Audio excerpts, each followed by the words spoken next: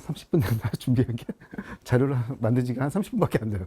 그래가지고 되게 어설프고 마침 좋은 게 준비가 안 된 강사라고 하긴 좀 그렇고 준비가 안 된 텔러가 어떻게 엉망으로 하는지 이렇게 요 사례를 보면서 이해를 하시면 될 것 같아요. 그래서 끝에 지금 한 말은 끝에 다시 한번 반복을 할 거고요. 아까 얘기한 것처럼 마이크로 티칭 하기 위한 그 전자지판 앞에서 강의하기라는 주제로 이제 내용을 준비를 했는데 왜 하는지 보시면은 그 알버트 메라비언 무슨 마케팅 경영학 하시는 분이신가 봐요. 커뮤니케이션을 하면서 상대방한테 이미지를 어떻게 각인을 되냐 할 때 그 사람이 했던 내용은 7%밖에 안 돼요, 사실. 그 오늘의 주제, 오늘의 이야기에 대한 이미지 머릿속에 각인되는 과정은 시각, 눈으로 들어오는 거하고 청각. 근데 시각은 선생님들이 워낙 잘하니까 그러다 보니까 이제 청각이 내용에는 비중이 좀 많이 높아졌고요. 마찬가지로 마이크로 티칭을 하시는 과정에서도 초반에 5분, 10분 정도가 하면 그 내용을 잘했는지 안 했는지 이따가 그 점검표 나올 때 다시 한번 말씀을 드리긴 할 텐데 그걸로 파악하기는 사실상 5분, 10분 내용 가지고는 어렵거든요. 그래서 그 분량 가지고 교수님한테 이제 교수법에 대해서 이야기를 한다고 할 때는 내용 부분은 사실상 좀 어려운 부분이고 그분이 그 보여주는 제스처, 행동, 그 움직임, 그 다음에 이야기하는 스피치, 발음이나 뭐 이런 것들로 가지고 이야기를 할 수밖에 없어요. 그리고 그게 제일 중요하기도 하고. 제일 첫 번째 스피치 부분에 한 4가지가 있는데요. 보시면은 발음, 그 다음에 크기, 높이, 액센트 이렇게 있었는데 요거를 순서대로 한번 말씀을 드리도록 하고 그 다음에 어떻게 보는 건지도 이야기를 드릴게요. 발음, 지금 얘기하는 스피치 부분은 교수자들이 절대 못 고쳐요. 고칠 수가 없어. 이거는 내가 살면서 쌓아왔던 그 수많은 노하우들로 발음을 하는 건데 못 고치는 가장 큰 이유 중에 2가지를 꼽아봤더니 일단은 내가 하는 말소리는 내 입에서 나오는 소리가 아니죠. 이건 아시죠? 이거는 내 안에서 내 안에 그 자아가 이야기하는 그 내 안의 울림을 듣는 거라 내가 어떻게 이야기하는지 사실 몰라요. 지금 저도 이렇게 얘기하고 있지만 내가 이렇게 얘기하는지 모르거든요. 그러니까 내가 잘못 얘기하고 있다. 내 발음이 이상하다. 내 화법이 좀 수상하다 하는 걸 본인은 절대 인지를 못해요.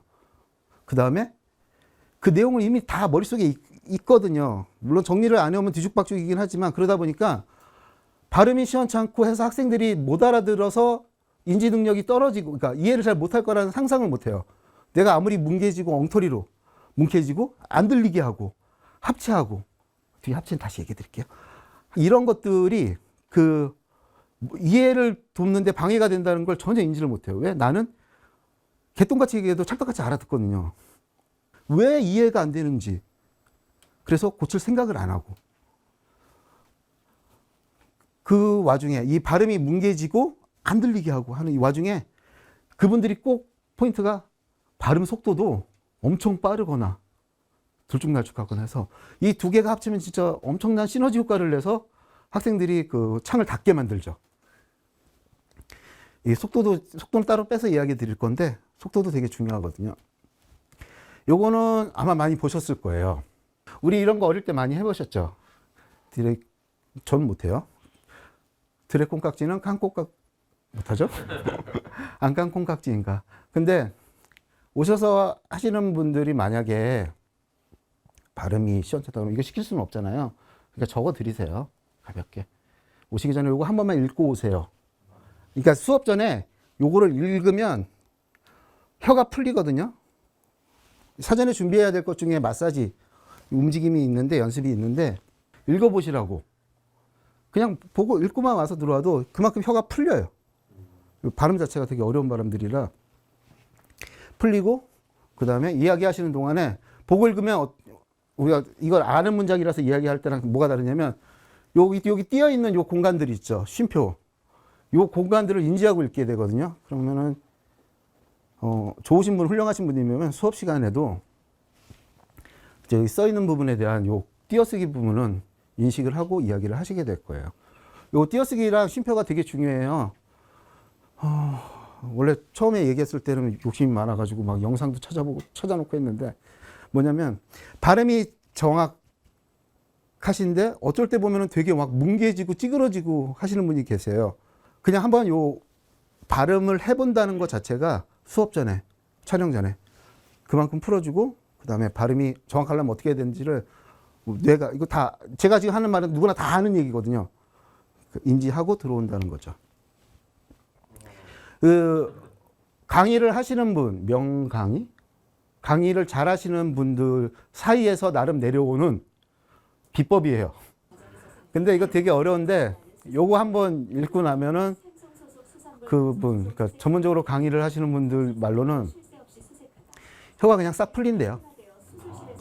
그 다음에 요런 것도 있어요. 서로를 액자 속 사진 속에 홍합을 나눠 먹으며 그렇게 행복했지. 하지만 이내 우리는 강렬 접착제처럼 저수 책상에 앉아 서로를 액자 속 사진 속에 왕방빵을 나눠 먹으며 행복했지. 액자 속 사진 속에 그 액자 속 사진 속에 그 왕방빵 그립다 그리워 그립다 그리워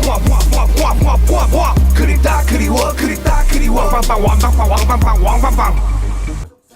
그 다음에 요거는 그 강의하시는 분들한테 얘기는 못 할 거예요. 그냥 선생님들이 알고 어떻게 하면은 발음을 정확하게 할 수 있는지 하는 방법인데, 우리가 소리 나는 곳에 혀의 위치 아시죠? 자음의 조음점이라고 하는 거예요. 혀의 위치. 요거를 우리가 머릿속으로 알고 있으면 발음이 정확해져요. 그러니까 아나운서들이 아나운서 시험 보기 전에 학원 같은 데서 공부할 때 쓰는 자료, 연습 방법인데, 그 위치에다 혀를 대고 그 발음을 한다고 해요. 그러면 발음이 상당히 정확해진다고 하더라고요. 연습하기. 비벼? 어떻게 연습하는지 얘가 가르쳐 줄 거예요. 막 비벼. 하면은 혀가 풀어져요. 비벼.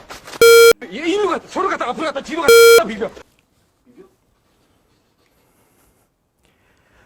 자, 발음 이렇게 했는데 아까 처음에 말씀드렸죠. 못 고쳐요. 정확하게 한 3분까지 정확한 발음이 유지되시면 정말 애쓰시는 거고, 수업에 몰입하시다 보면은 내가 언제 콩깍지를 얘기를 했는지 기억을 못 하세요. 근데 그분들 가장 많이 잘못 발음해서 사람들이 힘들어하고 어려워하는 부분들이, 저는 이렇게 표현하거든요. 힘일이고라고. 함일이고라고. 이게 뭘까요? 제가 처음 쓰는 말이라서 들은 적은 없을 거예요. 맞아요. 이거를 그냥 합쳐서 얘기를 해요. 이렇게 아까 얘기했죠? 문장보, 마침표, 쉼표, 띄어쓰기. 요것만 제때 해주셔도 발음이 상당히 정확해져요. 근데 합니다. 그리고가 아니라 함일이고, 아마 수업하시다 보면 이런 분도 되게 많을 거예요. 마음이 급해서 그래. 그 다음에 아까도 얘기했지만 발음이 얼마나 중요한지 모르니까. 왜? 다 알아듣는데 왜? 그러다 보니까 그렇게 되는 거예요. 그러니까 여러분들이 그런 분들 만났을 때 요거 한번 읽어보시고 진행하시면 좋습니다라는 조언, 그건 이제 여러분들이 영상 쪽, 촬영 쪽, 미디어 쪽의 전문가들이니까, 그러면 이제 이쪽 계통은 이렇게 하는가 보다라고 이해를 하실 거예요. 요것만 피해달라고 해주세요. 그러니까 왜 합니다 그리고 냐면 중간에 뭉개지는 거는 어쩔 수가 없어요. 근데 문장이 끝났을 때는 분명히 끝을 내줘야 돼요. 그게 메시지 전달도 좀 더 명확해지고, 말하다가 중간에 문장이 쫙 끝나지도 않으면 학생들도 이렇게 지식을 이렇게 받아들이는데 이게 안 끝나버리면 앞에 지식 그대로 있는 상태에서 뒤에 게 또 들어와 버리거든요. 우리 뇌도 한 번은 해줘야 돼요. 쉬어져야 돼. 그 말하는 사람에 따라서. 근데 계속 들어와. 75분 동안. 쉬지도 않고. 그러면 여기 들어왔던 게 밑에 깔리거나 나가게 될 수밖에 없는 상황인 거예요. 내가 들어왔으면 저장해야 되잖아요. 우리 컴퓨터 파일 저장하듯이. 머리도 그렇대요. 누가 그러던데. 여기 이렇게 들어와서 저장을 위치를 찾아서 저장을 해야 되는데, 계속 들어오다 보면 앞에 거를 놓치는 거예요. 우리 일하다 보면 일이 너무 많아서 막 치고 들어오면 제일 처음에 했던 거 놓치고, 안 했나? 집에 가야 되는데 그때 생각나는 경우 많잖아요. 그런 식인 거예요. 그러니까 하나의 문장, 하나의 메시지거든요. 문장이 끝났음을 학생들이 알게끔 해주는 것만으로도 그 학생들은 정확하게 얘기를 하고 계시구나라고 생각을 해요. 중간에 아무리 뭉개지든 어쨌든. 말이 아무리 빠르신 분들도 중간에 제대로만 쉬어주면 빠른지 잘 느끼질 못해요. 요새는 제가 늘 하는 얘기지만 그 예능 때문에 유튜브 그것 때문에 말들이 엄청 빨라져요. 이따 속도도 얘기를 해드릴 텐데 그러다 보니까 웬만큼 우리 학교에서 말 빠르신 분들은 거기에 끼지도 못하세요. 그러다 보니까 말 빠른 건 괜찮은데 이 겹쳐버리는 거 이거는 빠르지도 않은데 빠르다고 생각되고 발음이 정확한데도 부정확하게 느껴지고 그리고 머리에 남지도 않고 중요한 거 그렇게 됩니다. 그 다음에 크기예요. 요 지금까지 제가 얘기를 하면서 혹시 느끼셨을지도 모르고 못 느꼈으면 제가 이제 화법이 잘못된 거고 조금 더 연습을 해야 되는 거고 말소리에 우리 속도를 이렇게 조절할 수도 하는 법도 있지만 이 성량을 조절하는 것도 듣는 사람한테는 도움이 돼요. 여기 적혀 있죠? 중요할수록 크게, 중요할수록 작게. 어느 게 맞다 틀리다는 아니에요. 그거는 그분이 전체적으로 강의를 어떤 톤으로 했느냐. 이게 또 의미가 있는 거거든요. 그 대신에 중요할수록 크게, 중요할수록 작게 이 문장은 변화가 필요하다는 거예요. 매 얘기를 하다가 이렇게 작게 얘기를 하기 시작하면 사람들이 저를 이렇게 쳐다봐요. 이거는 이제 온라인 강의는 아니지만 오프라인에서 그 청중들한테 이렇게 점점 작아지면 사람들이 점점 쳐다보고 그 다음에 주위가 조용해지고 그러면 딴짓 하던 사람들도 저를 쳐다볼 수밖에 없어요. 그때 중요한 얘기를 하면 집중을 하게 되죠. 이렇게 작게 얘기를 해요. 기운이 없어 나는 조그맣게밖에 얘기를 못해요. 에너지가 없어서. 그렇게 했는데 꼭 필요한 얘기였어. 그래서 그 중요하다고 얘기를 하면은 이제 딴짓하는 사람이 놀라서 쳐다보죠. 그러니까 두 가지 같은 방식이에요. 문제는 뭐냐면 포인트는 뭐냐면 변화라는 거예요. 작게. 물론 선생님들은 노멀라이징을 해가지고 작은 거 올려주고 큰 거 내려주죠. 근데 그 범위 안에서 움직임.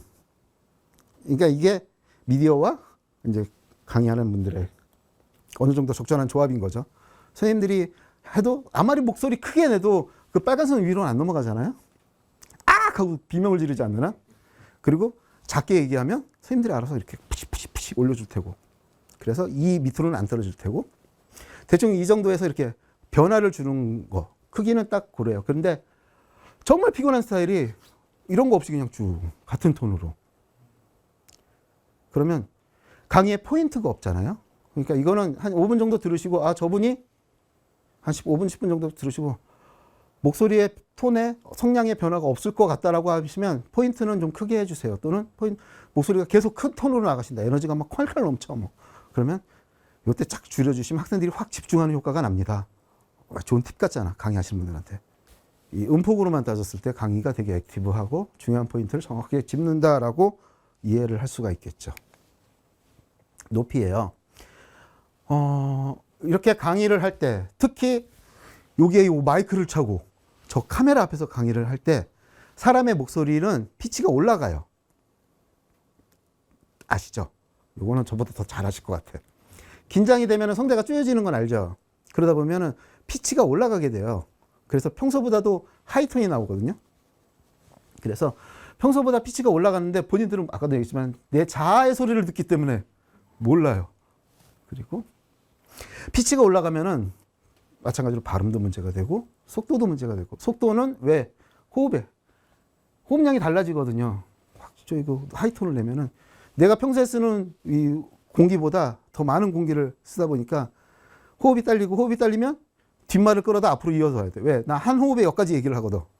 근데 점점 하다 보니까 한 호흡에 여기까지밖에 얘기를 안 되면 뒤에 걸 끌어서 앞으로 해서 기어이 한 호흡에 얘기를 하려고 그래요. 이게 사람의 본능이거든. 내가 평소에 하던. 하고 얘기를 해서 끝나던 이 정도의 분량을 늘 얘기를 해야 되니까 그러다 보면은 뒤에 거 끌어다가 앞으로. 그러면 뭐가 돼? 뭉개진다는 거죠. 그러니까 피치가 올라간다는 걸 인지를 하고 거기에 맞춰서 해주고 그 다음에 액센트. 말을 누르듯이 제가 자료를 지금 안 갖고 왔는데 갖고 왔다. 이따 보여드릴게요. 말을 누르듯이. 이거는 우리가 얘기하는 영어의 액센트. 강아지 하는 그 액센트가 아니라 말 하나를 약간 꾹꾹 눌러도 하듯이 그분들의 강의는 무척 소중하니까 한 단어 한 단어 소중하게 다뤄달라고. 그러면은 말에 무게가 생겨요. 그 단어에 무게가 생기고 물론 아까도 얘기했지만 이것도 변화.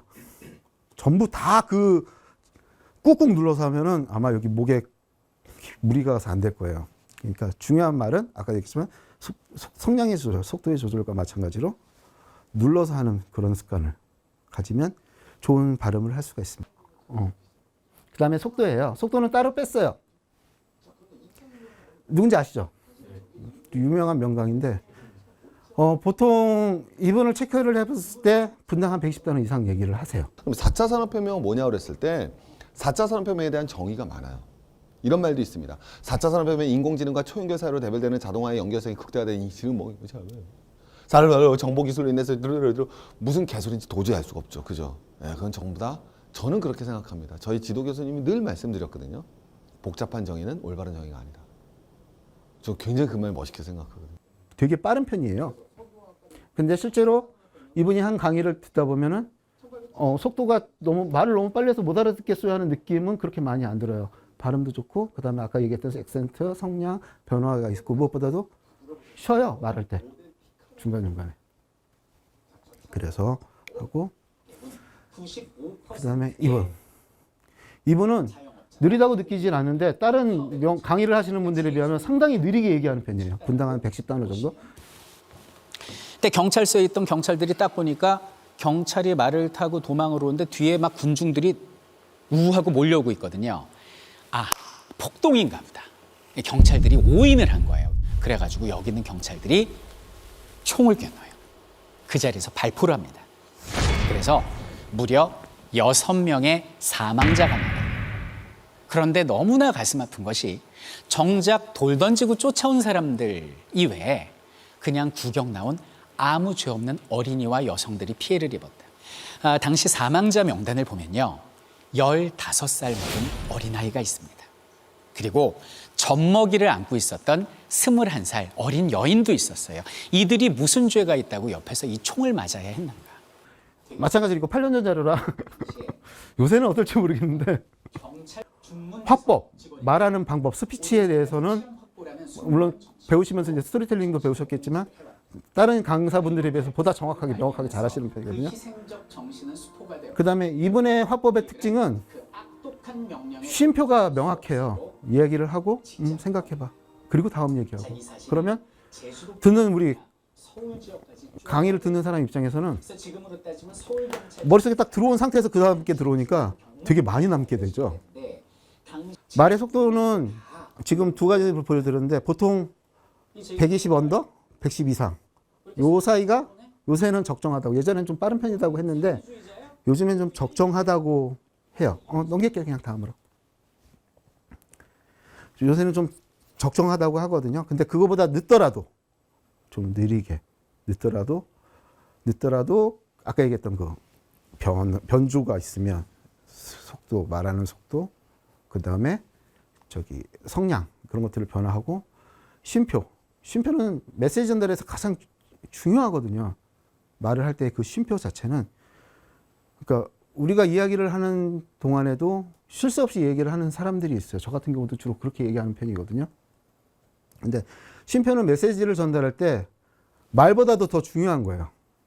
그러니까 쉬지 않고 얘기하는 거는 결국 내가 한 말들을 다 허투루 버리는 거거든요. 담을 수 있는 그릇은 요거밖에 없어서 담고 놓고 해야 되는데 계속 담아버리면 결국 넘치거나 밑으로 새는 거밖에 안 되니까.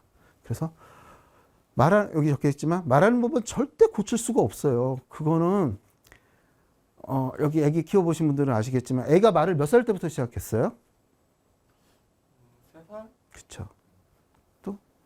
또 다른 우리 애는 한돌 만에 3년 동안 살면서 노력하고 연습하고 훈련을 해야 그때서야 아빠, 엄마, 까까라는 말을 할 수가 있게 되는 거예요. 그러니까 말을 한다는 게 그렇게 쉬운 게 아니거든요.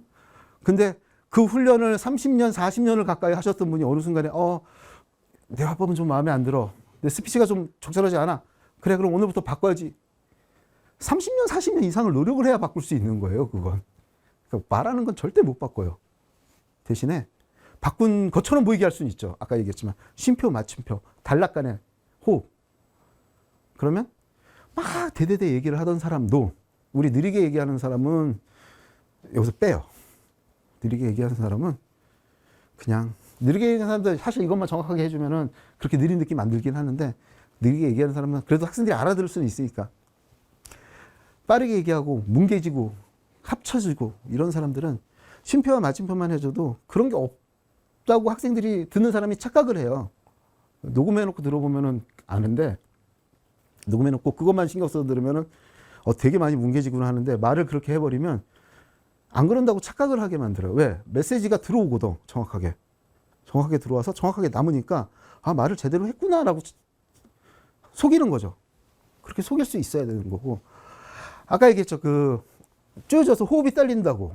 이거는 뭐 연예인들이나 카메라 앞에서 많이 쓰신 분들이야 평소 톤대로 이야기를 하시겠죠. 그런 분들은 상관없는데 그렇지 않고 이제 처음 하시는 분들이라든가 낯선 분들 아니면은 울렁증이 있으신 분들은 결국 호흡이 짧아질 수밖에 없거든요. 그럴 때는 수업 전에 복식 호흡이 어려우면 그냥 심호흡이라도 좀 해서 호흡량을 평소보다 조금 늘려놓고 그 들어가시면 마찬가지로 한 5분에서 10분 정도는 버티실 거예요. 그 다음부터는 또 이렇게 좁아지겠죠. 어쨌든 강의 전에 복식 제가 복식 호흡을 열심히 해서 배가 이렇게 나왔거든요. 말 잘하잖아요. 이런 데서. 속도는 얘기를 했고요. 이제부터는 금방 지나갈 거예요. 자, 여기 4명의 강사가 있어요. 강의를 똑같은 사람이네. 강의를 잘할 것 같은 사람 1, 2, 3, 4번 중에서 어떤 자세가 강의를 잘할 것 같을까요? 1번, 2번, 3번, 4번의 차이는 뭘까요?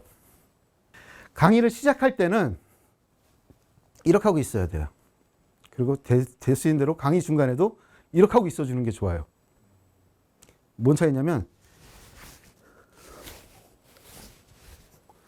가슴은 열어놓고 강의를 하는 게 듣는 사람 입장에서 좀 거리감을 줄여줄 수가 있거든. 우리 특히 미디어로 보는 입장이다 보니까 이 교수자와 학생 간의 거리감이 생길 수밖에 없어요.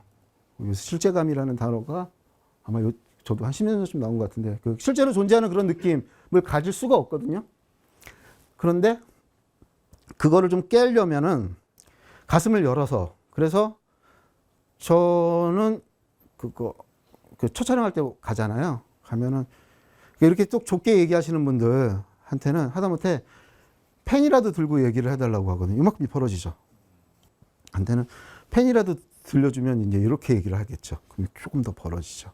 가슴을 벌고 강의를 시작한다는 거는 강의를 처음 들어올 때 봤던 사람이 열고 들어가는구나 하는 느낌을 주게 돼요. 기본적인 자세죠. 다리를 쫙 벌어는 아니지만 몸을 열어서 나는 무방비야. 너희들을 가리킬 준비, 받아들일 자세가 되어 있어 라고 보여주는 게 적당하게. 근데 우리는 뭐 여기가 안 잡으니까 어쨌든 적당하게 벌려주고 가슴은 항상 열어주고. 그래서 말이죠. 우리 상중이 형이 하면은 이건 완전 오지 마 이런 거거든요. 듣지 마. 별로 안 좋은 표현이고요. 그 다음에 비언어적 표현에서 움직임이에요. 이거는 그 대중 앞에서 강의할 때는 이런 움직임들을 되게 많이 중요시 해요. 그러니까 이렇게 좌우로 움직이는 모습, 그 다음에 앞뒤로 움직이는, 아까 얘기하면서 제가 갔던 거 혹시 기억나시나요? 갔던 것들. 근데 우리가 쓸 수 있는 공간은 작죠. 그리고 강의하다가 이렇게 가면은 이제 다 화내죠. 카메라 바깥으로 나갔다고. 아마 여기만 잘려도 화낼 거. 그래요. 그래서 움직일 수 있는 공간은 적고, 특히 저는 이거 되게 싫어하거든요. 사실상 실제로는 되게 싫어요. 그럼 내가 이제 딱 여기 고정시켜 주니까. 그 교탁이 있으면 딱 여기 고정돼 있으니까. 근데 그럼에도 불구하고 이거는 미디어 선생님, 이건 설계 선생님들도 같은 입장이에요. 화면 가리지 말라고. 화면 가리면 무슨 난리 나는 것처럼 얘기를 하는데 미디어 선생님도 거의 비슷한 입장인 것 같아요. 근데 이 화면의 메시지는 말이죠. 시작할 때 이미 다 보았어요, 학생들이. 설명할 때는 얘는 의미가 없어요.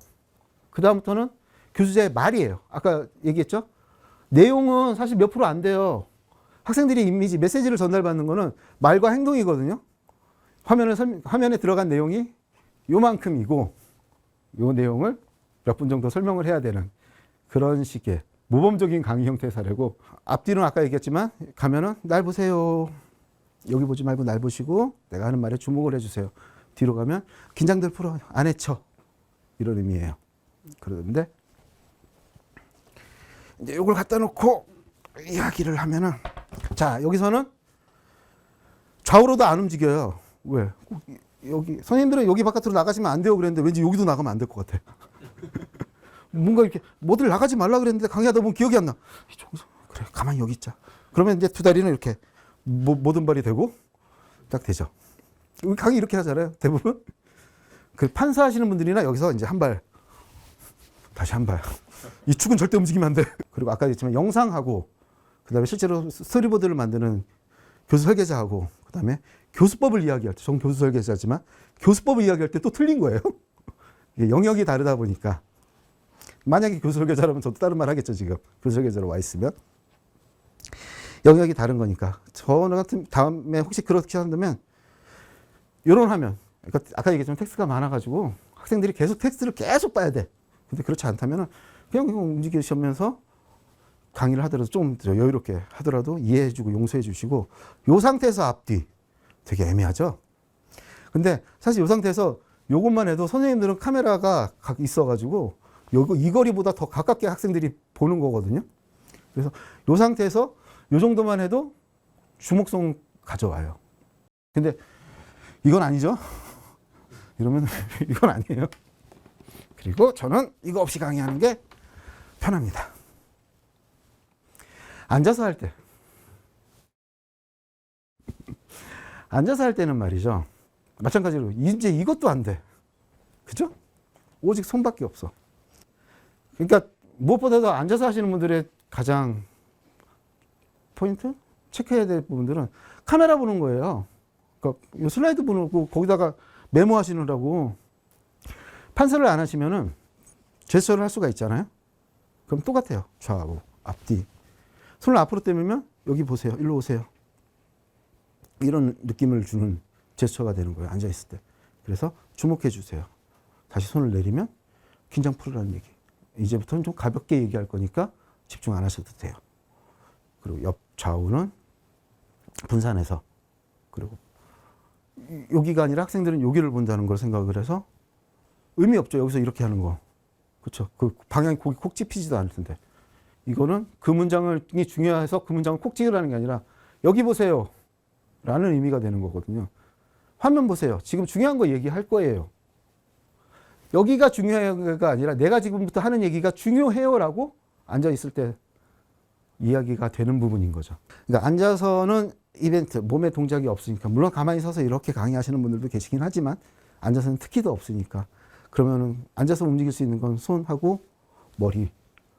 이거는 아니니까 카메라를 봐주면서 가끔 정 못 보겠다 싶으면 아까 얘기했죠. 말할 때 뭐가 제일 중요하다 그랬죠? 마침표, 쉼표, 단락. 그때만이라도 봐주라고. 그 다음에 손은 중요한 거 얘기할 거예요. 여길 보세요. 이 두 가지만 이해를 시키시면 될 것 같아요.